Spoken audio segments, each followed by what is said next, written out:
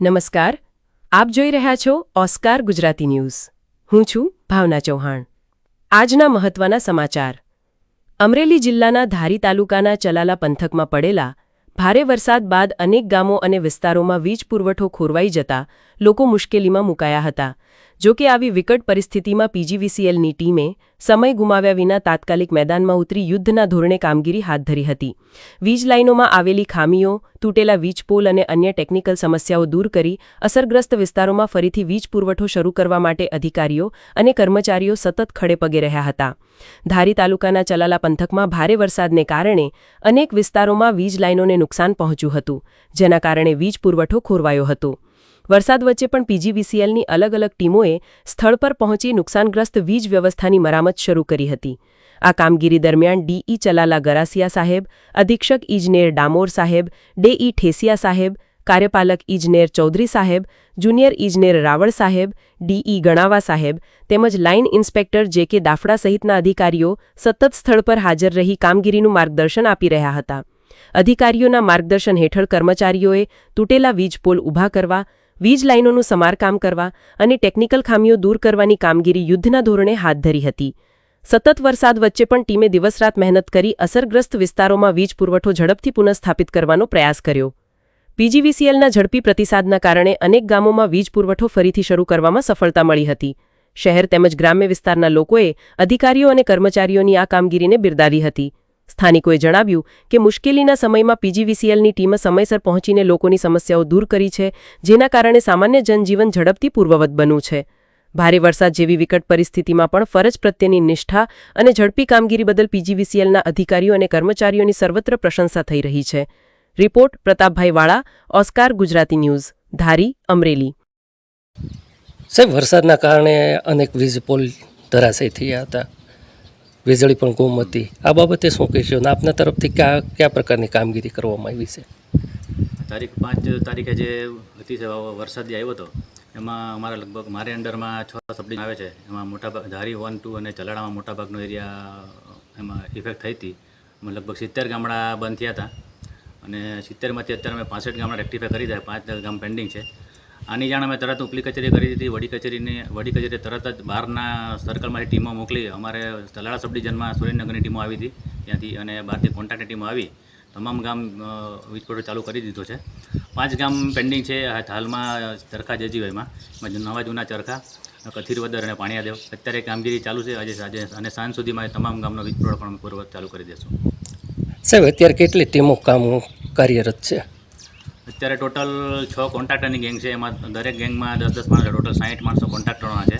અને પ્લસ અમારો 70 જેટલો સ્ટાફ અમારો છે, અલગ અલગ સબડિવિઝનથી બોલાવેલો. એ તમામ ટીમ અત્યારે ધારી અને ચલાડામાં કામ કરી રહી છે. ઓકે સાહેબ. જી સાહેબ, આપનું નામ, ગામને શું કહેશો?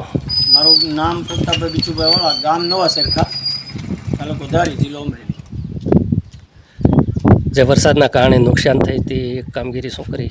વરસાદના લીધે ધોવાણ, પછી લાઇટ, પાણી અને રોડ રસ્તા હંધુ સંપૂર્ણ રીતે બંધ હતું. પણ ધીમે ધીમે અંદાજ અધિકારીઓ આવી અને ટેપ બાય ટેપ ચાલુ કરાય છે. રોડ ચાલુ થઈ ગયો છે અને પાણી પુરવઠાવાળા પણ આવી ગયા છે. મામલતદાર સાહેબ ટોટલનો બહુ સપોર્ટ મળ્યો છે અને કામગીરી બહુ સારી છે. અને પીજીવીસીએલ પણ આજની તારીખમાં અમને પાવર સંપૂર્ણ પહોંચતો કરી દેશે. પીજીવીસીએલનું નુકસાન તો બહુ જોરદાર છે, કારણ કે હદભેદ પોલ દર્શાય ત્યાં છે અને ક્યાંય ખેતરોમાં જવાય એવી પોઝિશન નથી. પણ આજની તારીખમાં અમને પાવર સંપૂર્ણ રીતે મળી જશે એવો અમને ભરોસો છે. અને સાહેબો અંદર આવી ગયા છે અને એને ખાતરી આપી છે. 3 દિવસથી સાહેબો સતત અમારી લાઇનમાંથી જ છે. ઓકે. ભયંકર વરસાદ અને કારણે અનેક વિસ્તારોની અંદર વીજળી પોલ ધરાશયી થયા છે. આપનો પરિચય અને શું કહેશો સાહેબ? હું શ્રી સીસી ડામોર, અધિક્ષક ઇજનેર વર્તુળ કચેરી અમરેલી. શનિવારથી વરસાદ સતત ચાલુ થયો હતો. રવિવારે પણ સતત વરસાદ હતો. ગીર સોમનાથ જિલ્લામાં ખાસ કરીને રાજુલા પંથક, ઉના, સાવરકુંડલા, ચલાડા, ધારી વિસ્તારમાં ખૂબ વરસાદ હતો. વરસાદના કારણે એટલા બધા પાણી ભરાઈ ગયા હતા અને ઝાડ પણ પડી ગયા હતા, જેના લીધે રસ્તા બંધ થઈ ગયા હતા. અમારા 222 જેટલા પોલ ડેમેજ થઈ ગયા હતા અને 95 જેટલા ગામ બંધ હતા. અમે 95 જેટલા ગામ શનિવારે ચાલુ કરી દીધા હતા, રવિવારે પણ ચાલુ કરી દીધા. સોમવારે 88 ગામ બંધ હતા એ અમે 88 ગામ ચાલુ કરી અને પાવર સપ્લાય અમે આપી દીધો હતો. 8 વિલેજ જેવા હતા કે જે ચલાળાની અંદર 5 વિલેજ છે અને સાવરકુંડલામાં ભુવા જૂના સાવરમાં 3 ગામ છે. એ બંનેમાં આજે મંગળવારે કામગીરી ચાલુ છે. જે ચરખાજી દિવાય ચલાળાનું છે ખાસ કરીને ત્યાં આજે હું સવારથી જ કામગીરી ચાલુ છે. અમારી ટીમો ટોટલ 22 જેટલા કોન્ટ્રાક્ટરો હતા. 18 જેટલી અમારી ટીમો ડિપાર્ટમેન્ટની બહારથી અમને હેલ્પ મળી હતી અને અમારો સતત કામગીરી ચાલુ છે. અને ચલાળામાં બધા જ ગામડા ચાલુ થઈ ગયા હતા. 5 ગામ બંધ છે. એ આજે સાંજે 5 વાગ્યા સુધીમાં ચાલુ થશે.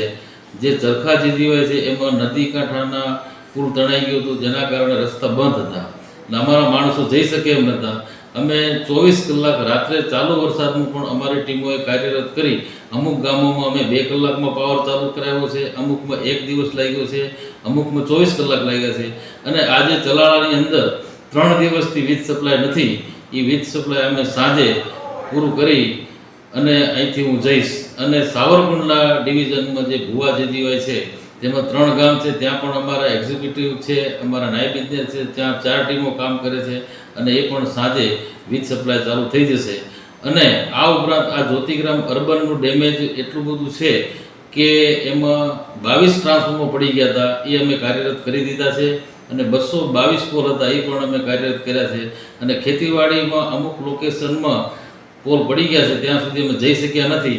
એમાં પણ અંદાજિત 400 પોલ જેટલું ડેમેજ છે. અને જ્યોતિગ્રામ આજે સાંજે અમારું બધું જ અમરેલી વર્તુળ કચેરીનું વીજ સપ્લાય ચાલુ થઈ જશે.